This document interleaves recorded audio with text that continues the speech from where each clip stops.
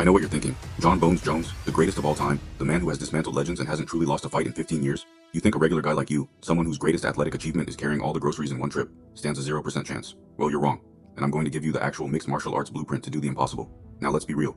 If you try to out-wrestle a Division 1 wrestler, you're getting suplexed into the prelims. If you try to out-kickbox him, your shins will shatter like cheap glass. To beat Jon Jones, you have to exploit the few structural weaknesses in his game, using high-percentage, dirty tactics.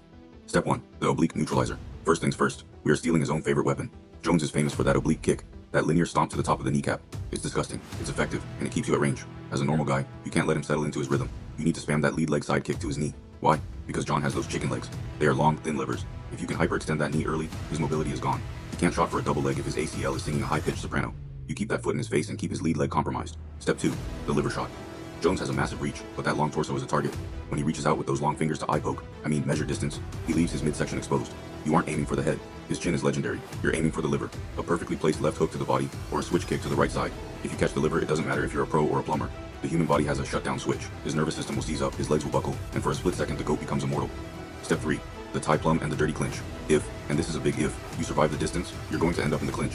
This is where everyone dies. Jones loves those hellish elbows. Your only hope? The tie plum. You have to get both hands behind the crown of his head, tuck your elbows in tight to your chest, and bury your head in his chest so he can't find the angle for an upward elbow. From here you are kneeing the piston. You drive knees into his thighs and midsection. You make it a grind. You make it ugly. You don't let him create space to spin. Step 4. The Hail Mary.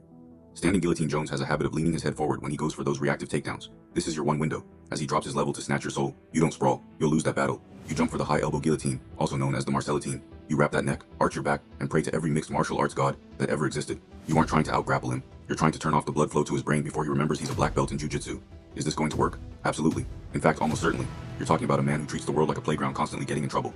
But in the chaotic world of MMA, there's always a puncher's chance. You don't beat Jon Jones by playing his game. You beat him by being a glitch in the system. You use the oblique kick to break his stance, the liver shot to break his spirit, and the guillotine to end the legend. Now go hit the heavy bag.